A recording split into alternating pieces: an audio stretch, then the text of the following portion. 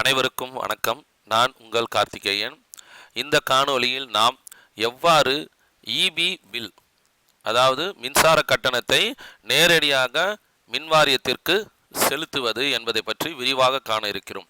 இதற்கு முன்பு வரை கடந்த ஆண்டுகளில் நமக்கு பட்ஜெட் ஒதுக்கீடு செய்யப்பட்டு அதில் கொடுக்கப்பட்ட தொகைக்கு மட்டும் நாம் பணம் செலுத்தி வந்தோம்.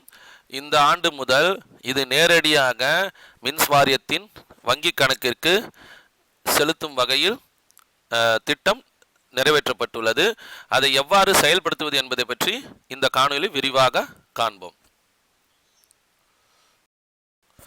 முதலில் இனிஷியேட்டர் லாகினில் உள்புகுங்கள்.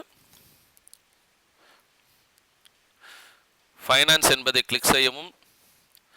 அதில் பில்ஸ், இதில் bills, bill report, work bill, utilities, கடைசியாக உள்ள யூட்டிலிட்டிஸை கிளிக் செய்யவும்.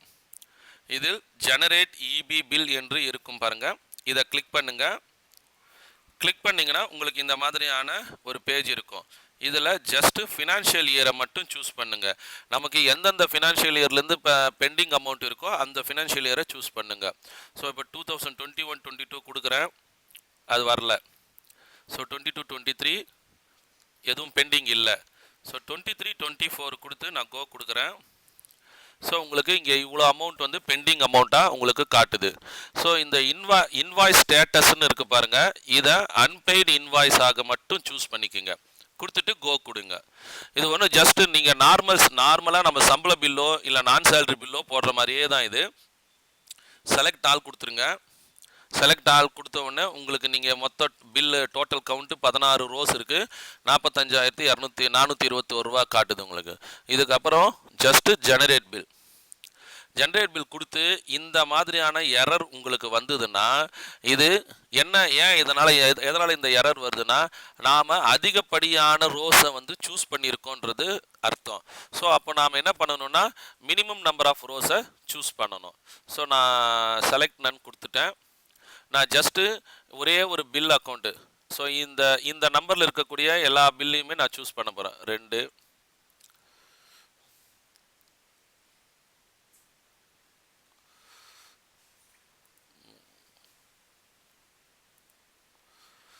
ஸோ இப்போ நான் ஒரே ஒரு பில் அக்கௌண்ட்டை மட்டும் சூஸ் பண்ணியிருக்கேன். சூஸ் பண்ணிவிட்டு ஜென்ரேட் பில் கொடுங்க.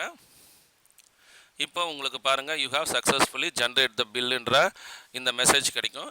எஸ்ன்னு கொடுத்துருங்க.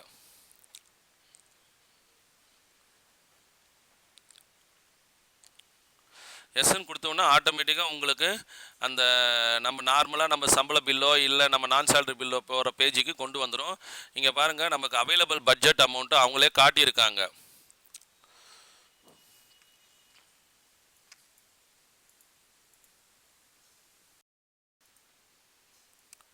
தெரியுதுங்களா?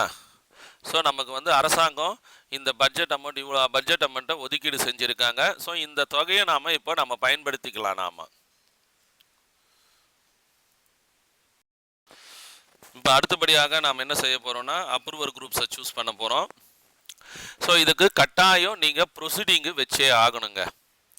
ஏன்னா ப்ரொசீடிங் வந்து கம்பல்சரி கேட்குறாங்க நான் சேலரி பில்லுக்கு. அதனால் நீங்கள் அந்த ப்ரொசீடிங் வந்து தலைமை ஆசிரியர் ப்ரொசீடிங்கோ இல்லை டிடிஓவுடைய ப்ரொசீடிங்கோ கட்டாயம் வச்சு நீங்கள் இதை அடுத்த லெவலுக்கு ஃபார்வர்ட் பண்ணி விட்டுருங்க. ஸோ ஆல்ரெடி புக்குடுன்னு வருதுங்க. இந்த மாதிரி மெசேஜ் வந்தால் எஸ்ன்னு கொடுத்துட்டு டூப்ளிகேட் பெனிஃபிஷியரியில் இது பாருங்கள், ஏற்கனவே நான் போட்டிருக்கேன், ஓகேன்னு கொடுத்துருக்கேன். ஜஸ்ட் ஓகேன்னு கொடுத்துருங்க. அதே மாதிரி இந்த தொகை எந்த அக்கௌண்ட்டுக்கு போகுதுன்றதையும் நாம் பார்க்கலாம். ஸோ உதாரணத்துக்கு பாருங்கள், இங்கே பெனிஃபிஷரின்னு இருக்குது பாருங்கள், இந்த இருக்குது பாருங்கள். இந்த பெனிஃபிஷரியை நீங்கள் கிளிக் பண்ணிங்கனாவே போதும். ஜஸ்ட்டு கிளிக் பண்ணிங்கன்னா ஸோ இது போகிற பார்ட்டி வந்து பார்த்திங்கன்னா டான்ஜெட்கோவுடைய வங்கி கணக்கிற்கு இது செலுத்தப்படுகிறது. ஸோ இப்போ நாம் பில்லை வந்து ஃபார்வர்ட் மட்டும் பண்ணிவிட்டால் போதும். ஓகே, நான் ஏற்கனவே ஒரு பில்லு வந்து கிரியேட் பண்ணி வச்சுருந்தேன். இது 2வது பில்லு. ஸோ இப்போ பில்ஸ் வந்து நான் அடுத்த லெவலுக்கு ஃபார்வர்ட் பண்ணியிருக்கேன். அந்த லெவலில் போயிட்டு வெரிஃபை அப்ரூவர் பண்ணிவிட்டு நீங்கள் பில்ஸை வந்து என்னென்ன டாக்குமெண்ட்ஸ் சப்போர்ட்டிங் டாக்குமெண்ட்ஸ் வைக்கணும்னா ட்ரெஷரி பில் பிரிண்டிங் வைக்கணும், இசிஎஸ் ஸ்டேட்மெண்ட் வைக்கணும், அதுக்கப்புறமா என்ஃபேஸ்மெண்ட் ஸ்லிப்பு நீங்கள் வைக்கணும். அதுக்கப்புறமா டிடிஓ உடைய ப்ரொசீடிங் காப்பியும் வச்சு நீங்கள் பில்லை ட்ரெஷரியில் சப்மிட் பண்ணிவிடுங்க. இனி வருங்காலங்களில் நான் சேலரி பில்லுக்கு மட்டும் ட்ரெஷரியில் கொண்டு வந்து சப்மிட் பண்ண சொல்லியிருக்காங்க. சம்பள பில்லுலாம் வந்து டைரெக்டாக அனுப்பி விட்டாவே போதும், மற்றபடி பில்ஸ் வந்து அதோடைய ஹார்ட் காப்பி நமக்கு சப்மிட் பண்ணணும் வேண்டிய அவசியம் இல்லை அப்படின்ற தகவலையும் ட்ரெஷரி ஆஃபீஸர்ஸ் சொல்லியிருக்காங்க. ஸோ இந்த வீடியோ உங்களுக்கு பிடிச்சிருந்தா லைக் பண்ணுங்கள், உங்களுக்கு ஏதேனும் சந்தேகங்கள் இருந்தால் கமெண்ட் பண்ணுங்கள், என்னுடைய சேனலையும் மறக்காமல் சப்ஸ்கிரைப் பண்ணுங்கள். நன்றி, வணக்கம்.